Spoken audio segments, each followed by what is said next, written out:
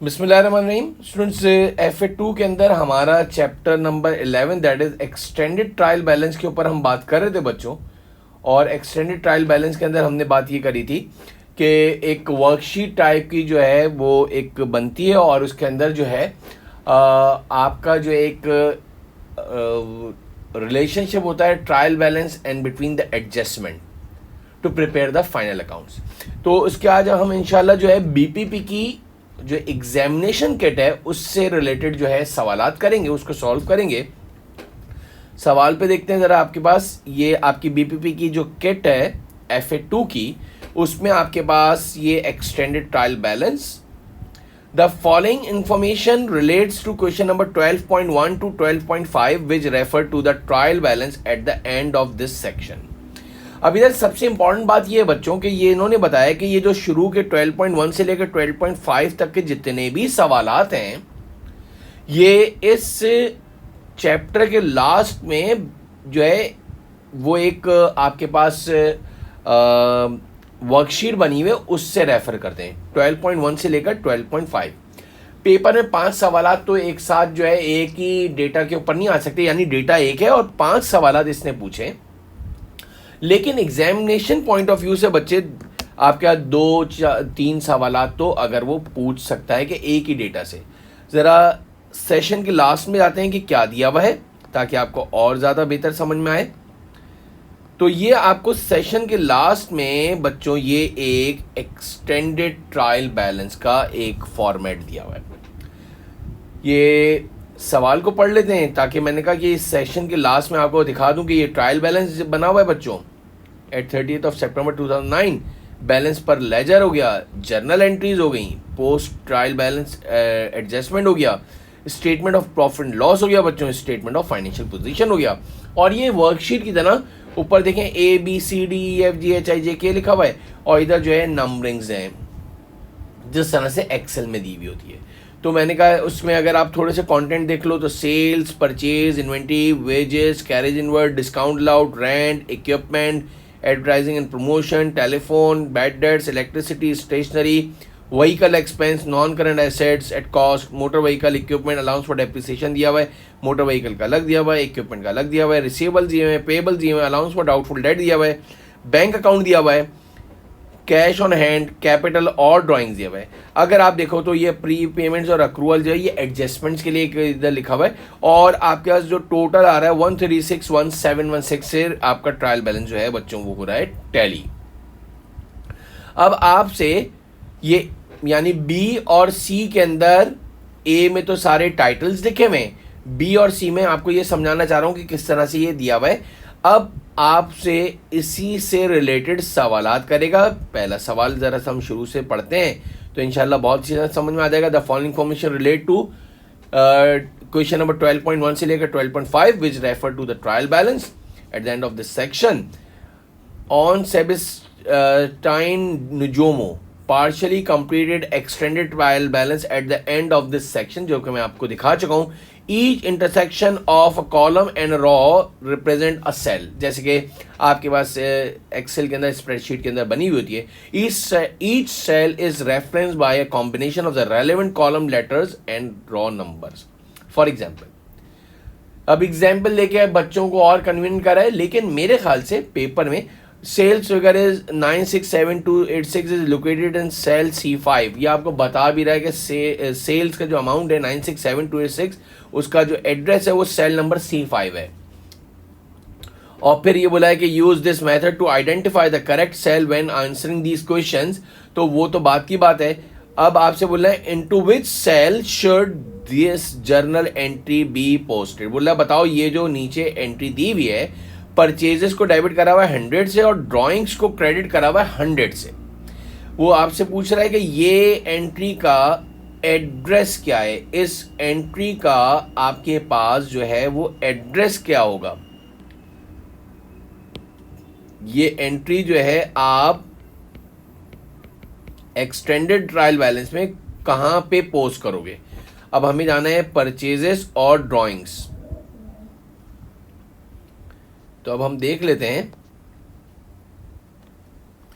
हमें पेपर में भी इसी तरह से एक्सटेंडेड ट्रायल बैलेंस दिया हुआ होगा। अगर आप देखो तो ये परचेजेस जो है वो ये बी में परचेजेस 6 में, मैंने लाइन स्ट्रेट भी खींच ली है इससे कि परचेजेस डेबिट में आ रहा था, तो परचेजेस को डेबिट कराए तो हमारे पास ये D6 में हाईलाइट भी कर देता हूं ताकि समझ में आ जाए। थोड़ा छोटा कर दूं ताकि तुम्हें समझ में आ जाए। ये जो 100 परचेजेस को डेबिट करना था, एंट्री यही थी ना, I mean to say that वो बोला ये वाली एंट्री कहाँ पे पोस्ट करेंगे, तो परचेजेस को डेबिट करना है और ड्राइंग्स को क्रेडिट करना है। तो आपको एक्सटेंडेड ट्रायल बैलेंस के अंदर जाकर पूरी शीट के अंदर जाके ये देखना है कि आपका परचेजेस जो है वो कहाँ पर आ रहा है, ये D6 के अंदर डेबिट आ रहा है, ये मैंने इधर D6 में लिखा। और ड्राइंग्स को क्रेडिट करना है तो आपको ढूंढना पड़ेगा कि ड्राइंग्स कहाँ पर दिया हुआ है। तो मैंने पढ़ा था ये 31 में दिया हुआ था ड्राइंग्स, ये रहा बच्चों 36,000 का बैलेंस दिया हुआ था, तो ड्राइंग्स को क्रेडिट कराए तो आपने ये E31 में 100 पोस्ट कर दिया। अब ज़रा वापस से देख लो तो अच्छी तरह समझ में आ जाएगा। मैं इसको हाईलाइट भी कर देता हूं। आपने परचेजेस को डेबिट करा है और ड्राइंग्स को क्रेडिट करा है, तो आपके पास एंट्री में अगर देखा जाए तो सेल नंबर D6 आ गया, डी में आ रहा है 6 और E31, D6 और E31। तो इस तरीके से बहुत आसान होता है बच्चों को ये देखना है। तो ये मैंने beta is the right answer, beta is the right answer के D6 और E31 में ये एंट्री को पोस्ट करेंगे। यानी आपको एक वो एक्सटेंडेड ट्रायल बैलेंस जो है कंप्यूटर स्क्रीन पे दे देगा और इसके बाद जो है इसको पोस्ट करोगे।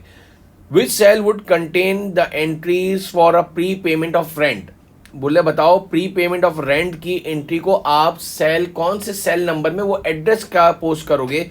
प्री पेमेंट ऑफ रेंट की बात कर रहे हैं तो मेरा सबसे पहले सवाल ये है कि प्री पेमेंट की एंट्री बनती है, प्रीपेड डेबिट करते हैं। जब भी कोई प्रीपेड को रिकॉर्ड करते हैं तो प्री पेमेंट को या प्रीपेड रेंट को डेबिट करेंगे और एक्सपेंस कम होता है। याद रखिएगा जब भी एक्सपेंस कम होता है तो वो प्रीपेड बनता है, जब भी एक्सपेंस कम होता है तो वो प्रीपेड में कन्वर्ट होता है।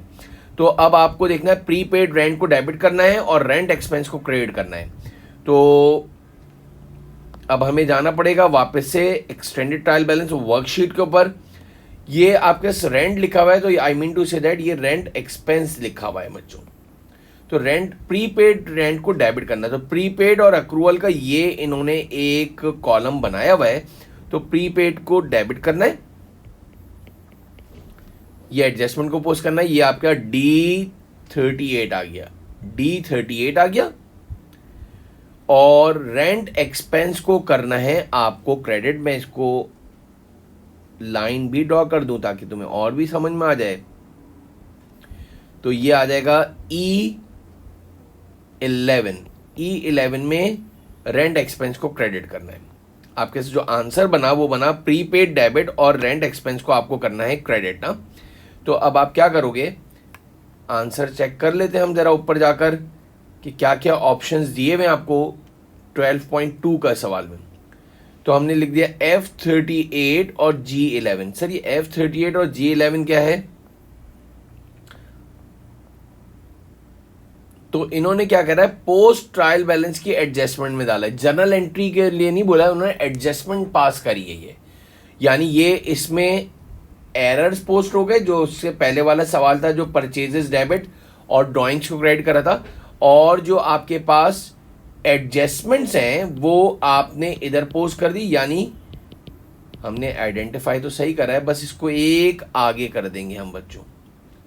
मेरा कहने का मकसद है रेंट एक्सपेंस को आपने जो है वो क्रेडिट करना है, तो ये आपके पास इधर आ जाएगा। G11 को आप क्रेडिट करोगे और नीचे जाके भी आप इसको जो है एडजस्टमेंट वाले कॉलम में लिखोगे। यानी कि आपके पास आंसर आ गया F38 और G11। जी में आ गया 11, डेबिट और क्रेडिट। तो इस तरीके से आपको एक्सटेंडेड ट्रायल बैलेंस यानी वर्कशीट से जो है ज़्यादातर ये सवालात इस तरीके से आते हैं। 12.1 भी हो गया, 12.2 भी हो गया। अल्हम्दुलिल्लाह आपको थोड़ा सा इसलिए डिटेल में करा है। Which cell would contain the entries for a reduction in the receivable allowance. तो याद रखिएगा, रिडक्शन इन रिसीवेबल अलाउंस का मतलब है decrease in allowance for bad debt. Decrease in allowance for bad debt की एंट्री जो पास होती है बच्चों, वो पास होती है allowance for bad debt debit और बैड डेट रिकवर्ड क्रेडिट, और इसकी जगह पे बैड डेट एक्सपेंस भी लिख सकते हो। बैड डेट एक्सपेंस को भी क्रेडिट कर सकते हो, यानी एक्सपेंस कम करना है, रिडक्शन। तो अब आपको ये देखना है कि ये वाली एंट्री हमारे एक्सटेंडेड ट्रायल बैलेंस यानी वर्कशीट के अंदर कहाँ पे लिखी जाएगी। तो ये भी आपकी एडजस्टमेंट है।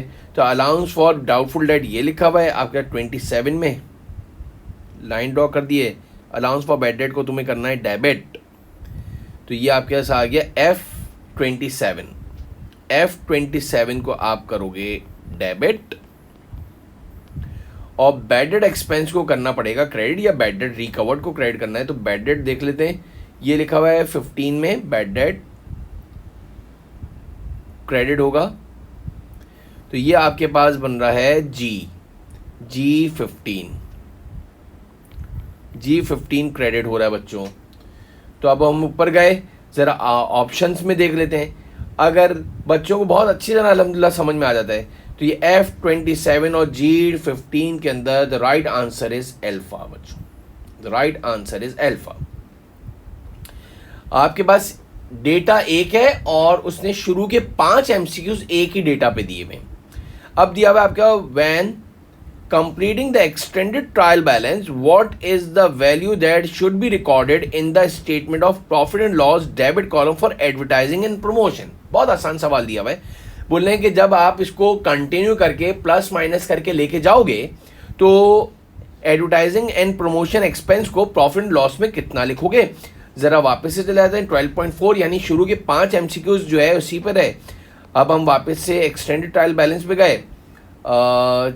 अगर चाहो तो ज़रा सा मैं इसकी लाइनों को जो है हटा दूं ताकि तुम्हें ज़रा समझ में आ जाए, तुम्हें क्लियर हो जाए ज़रा। अब मेरा सवाल तुमसे ये एडवर्टाइजिंग एंड प्रमोशन, ये रहा 39,736 का बैलेंस था बच्चों। अब आपको इट्स वेरी इजी कि 39,736 का हाईलाइट भी कर देता हूँ। 39,736 डेबिट में दिया हुआ था, 39,736 इसके अंदर ऐड कर दो। जनरल एंट्री के अंदर जो है 2,000 रुपये डेबिट हो रहा है, तो डेबिट में डेबिट ऐड हो जाएगा 2,000, और फिर पोस्ट ट्रायल बैलेंस में एडजस्टमेंट में 100 क्रेडिट हो रहा है, डेबिट में डेबिट ऐड होगा और क्रेडिट माइनस होगा। तो ये आपके जो बैलेंसिंग फिगर आ रही है दैट इज 41,636 जो है वो प्लस माइनस करके आया है। मैं फिर रिपीट कर देता हूं, डेबिट में डेबिट ऐड होगा और क्रेडिट माइनस होगा। इस तरह से ये आपका आंसर आ गया 41,636। 12.4 का आंसर आ गया 41,636 बच्चों। तो यानी डेबिट में डेबिट ऐड होगा और अगर कोई क्रेडिट का बैलेंस होगा तो माइनस हो जाएगा। फिर इसके बाद आपके पास आता है when completing the extended trial balance which is the correct cell for the extension of the drawing. Drawings कहां पे लिखी जाएगी, ये आपके पास 12.5 यानी कि लास्ट MCQ जो कि इस डेटा से रिलेटेड है। तो ड्राइंग्स को एक्सटेंड करके, पता है आपको ड्राइंग्स जो है बैलेंस शीट में रिकॉर्ड होती है। ड्राइंग्स का सेल नंबर ये 31 पे था। ड्राइंग्स 36,000 जो है वो कह रहा है ड्राइंग्स कहाँ जाएगी। तो याद रखिएगा ड्राइंग्स जो है हमेशा बैलेंस शीट में जाएगी और बैलेंस शीट में भी डेबिट साइड पे जाएगी। और डेबिट में जो आ रहा है ये J पे आ रहा है, डेबिट में J आ रहा है और 31 J31 में ड्राइंग्स लिखी जाएगी। ये देखना चाह रहे हैं कि बच्चे सही तरह से वो उसको पोस्ट करते हैं। तो ये J31 is the right answer बच्चों and C Charlie is the right answer. तो अल्हम्दुलिल्लाह एक ही एक्सटेंडेड ट्रायल बैलेंस दिया था, उससे सारे कंटिन्यूटी के इस सवाल दिए थे। अब इन्होंने इधर क्लियर लिखा है the following question do not refer to trial balance at the end of this section, यानी कि अब ये सेपरेट सवाल है, इसका लास्ट वाले सेक्शन से कोई भी ताल्लुक नहीं है। OC is the completed trial balance into which column should the extent of the entries of closing inventory। याद रख लीजिएगा क्लोजिंग इन्वेंट्री हमेशा statement of profit and loss के क्रेडिट साइड पर आती है। और बैलेंस शीट में आपने देखा होगा, बैलेंस शीट के अंदर पहले भी बहुत मतलब हम डिस्कस कर चुके हैं अपने प्रीवियस चैप्टर्स के अंदर, बैलेंस शीट में करंट एसेट्स में जाते हैं हम लोग, और करंट एसेट्स के अंदर हम जो है क्लोजिंग स्टॉक लिखते हैं। तो इसका मतलब ये हुआ कि क्लोजिंग स्टॉक जो है वो डेबिट साइड पे लिखा जाता है और स्टेटमेंट ऑफ प्रॉफिट लॉस के क्रेडिट साइड पे लिखा जाता है। ये याद रख लीजिएगा, क्योंकि क्लोजिंग स्टॉक इनकम स्टेटमेंट्स में से माइनस कर रहे होते हैं जब हम कॉस्ट ऑफ गुड्स सोल्ड बना रहे होते हैं। तो ये आप याद रख लीजिएगा कि क्लोजिंग स्टॉक आपके इनकम स्टेटमेंट में से माइनस हो रहा होता है और बैलेंस शीट के अंदर करंट एसेट में आ रहा होता है। तो ये इधर क्रेडिट में लिखा जाता है और ये डेबिट में लिखा जाता है। ये 12.6 हो गया। 12.7 एक अच्छा सवाल है। When OC completed its extended trial balance the total war. अब ये ज़रा समझिएगा, स्टेटमेंट ऑफ प्रॉफिट लॉस मैंने पहले भी अपने अभी जब हम स्टडी टैक्स को देख रहे थे तो मैंने बता दिया था, डेबिट साइड का टोटल आ रहा है और मैंने कहा था इनकम स्टेटमेंट के डेबिट में मतलब होता है एक्सपेंस और क्रेडिट का मतलब होता है रेवेन्यू यानी इनकम। तो 1,36,000 इनकम है और 129,000 जो है आपके पास एक्सपेंस है, यानी कि रेवेन्यूज ज़्यादा है, रेवेन्यूज बच्चों ज़्यादा है इस सवाल के अंदर जिसके हम डिस्कस कर रहे हैं, और एक्सपेंसेस हमारे कम हैं तो कंपनी को नेट प्रॉफिट हुआ है। और नेट प्रॉफिट हमेशा याद रखना वो बैलेंस शीट में कैपिटल में ऐड होती है। तो इन दोनों का तुम ले लोगे डिफरेंस, तो वो डिफरेंस अमाउंट जो आ रहा है बैलेंसिंग जो है 129,685 और 136,894 का जो फर्क आ रहा है वो 7,209 का आ रहा है। मैं रिपीट कर रहा हूँ, उसका जो बैलेंसिंग फिगर आ रहा है वो 7,209 आ रहा है और 7,209 जो है ये आपको याद रख लीजिएगा प्रॉफिट हुआ है। तो आपका Charlie is the right answer हो गया। एक और प्रूफ का तरीका बता रहा हूं, जो बैलेंसिंग फिगर आया था उसको आपने इधर लिखा और इसको जब ऐड करा तो 149,212 से ये दोनों टैली कर रहे हैं। इसके बाद 12.8 में आ जाते हैं।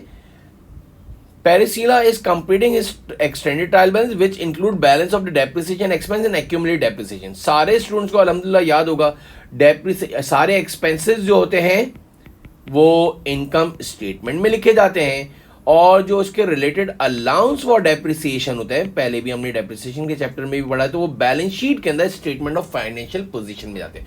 कॉन्सेप्ट वाले सवाल ज्यादा हैं एज कंपेयर टू कैलकुलेशन।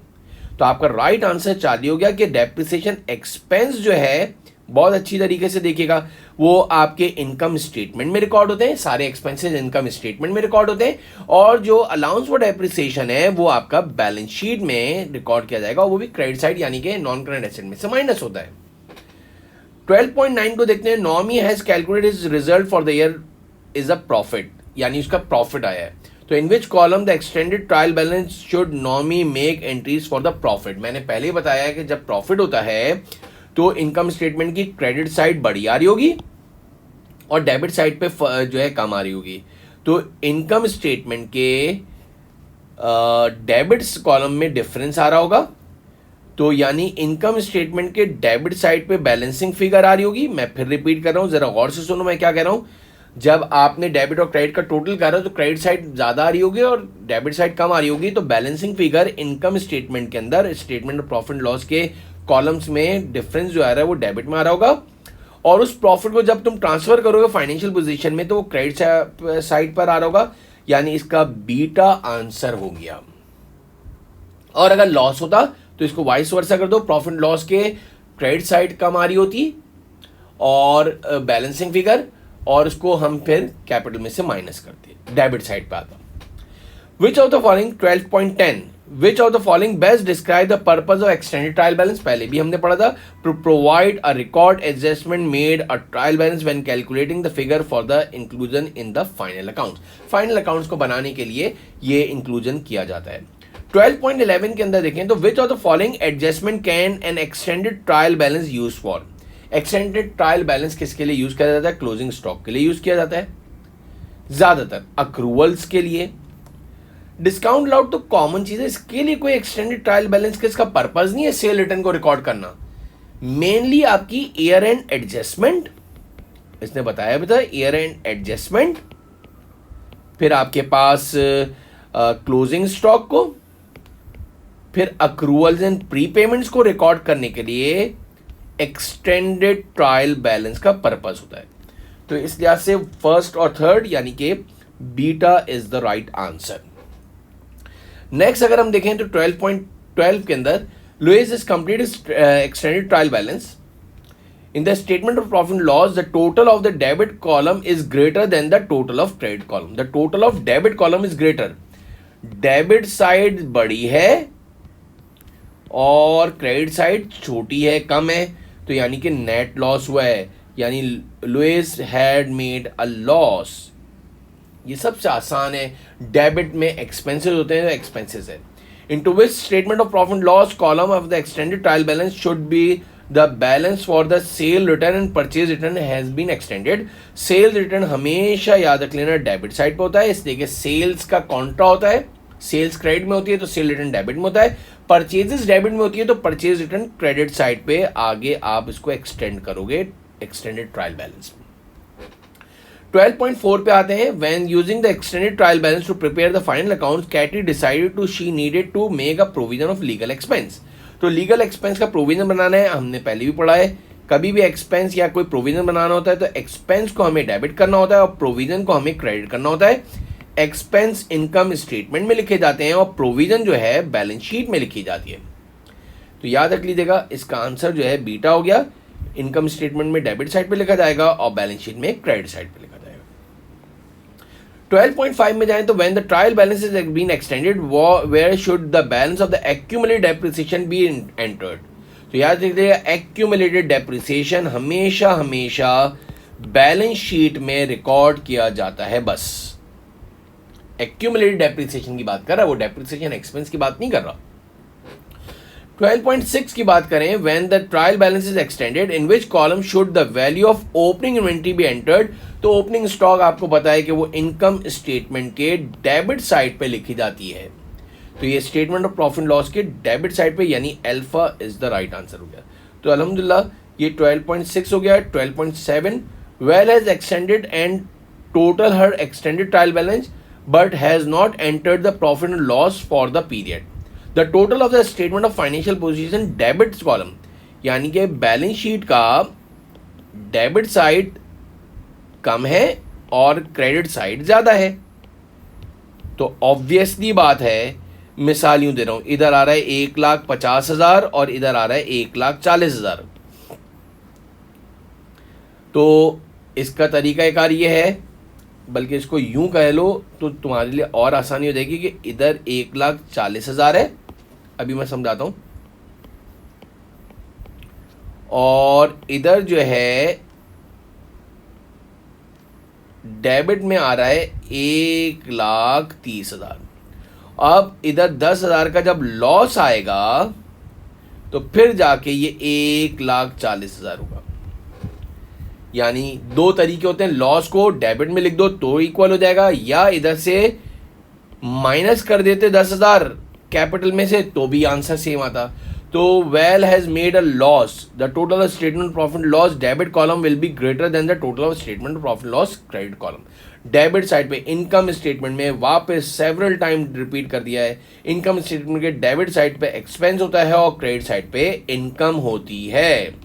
तो इस वजह से एक्सपेंस ज़्यादा है और इनकम कम है तो कंपनी को लॉस होता है। और उस लॉस के दो तरीके हैं कि बैलेंस शीट में से जाके क्रेडिट साइड में से माइनस कर दो या डेबिट साइड पे जाके ऐड कर दो, तो फिर तुम्हारी बैलेंस शीट टैली हो जाएगी।